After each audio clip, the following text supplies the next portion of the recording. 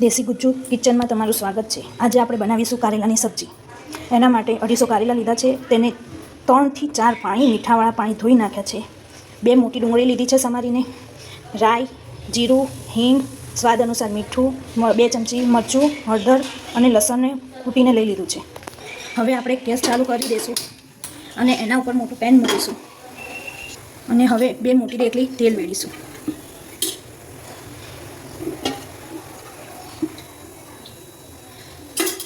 તેલને આપણે ગરમ થવા દઈશું। તેલ આપણું ગરમ થઈ ગયું છે।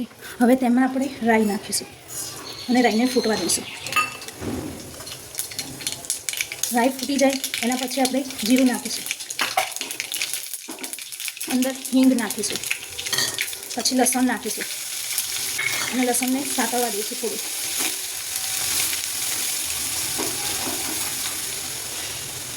લસણ સાતળી જાય પછી અંદર 2 મોટી સમારેલી ડુંગળી નાખીશું।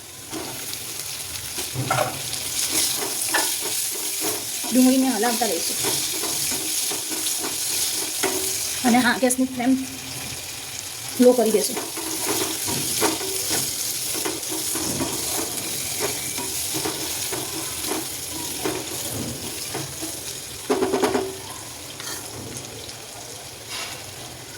ડુંગળીને ઢાંકીને થોડી ચડવા દઈશું ધીમા તાપે।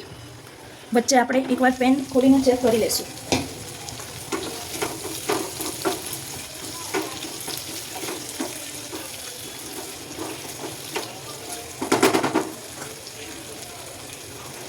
ડુંગળીને થોડી ચડવા દઈશું ઢાંકીને અને વચ્ચે વચ્ચે આપણે ચેક કરીશું ડુંગળીને।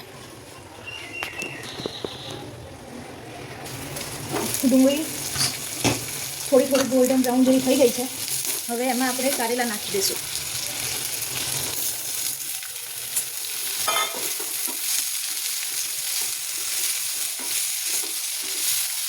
કારેલાને મિક્સ કરી દીધા છે। હવે આપણે ખુલ્લા પેનમાં ચડવા દઈશું જેથી આપણું શાક કડવું ના બને અને વચ્ચે વચ્ચે આપણે હલાવીને ચેક કરતા રહેવાનું।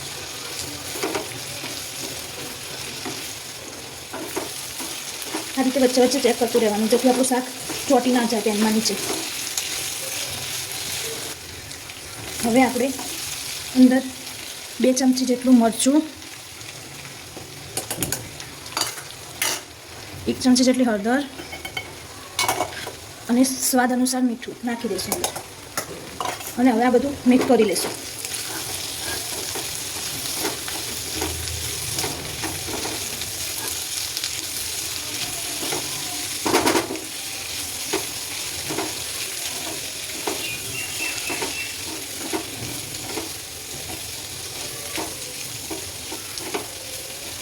આપણું મિક્સ થઈ ગયું છે। હવે એને ખુલ્લા પેનમાં ઢાંક્યા વગર ચડવા દઈશું અને ધીમા તાપે ચડવા દઈશું જેથી આપણી સબ્જી ચોંટી ના જાય નીચે।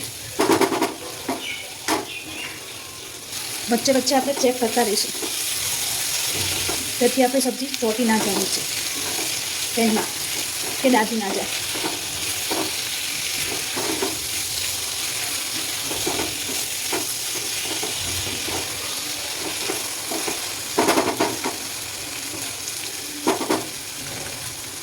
હવે આપણે ચેક કરી લઈશું અને એમાં 2 ચમચી જેટલું ધાણા જીરું નાખીશું અને ધાણા જીરુંને મિક્સ કરી દઈશું।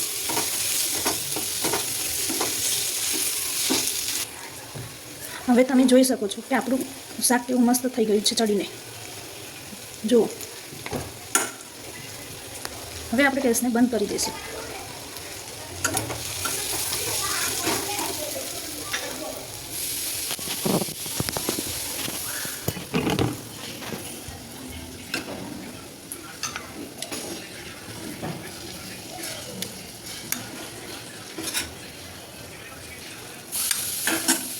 તમે જોઈ શકો છો આપણું કારેલાનું શાક। જો તમને વિડીયો ગમ્યો હોય તો લાઈક, શેર અને સબસ્ક્રાઈબ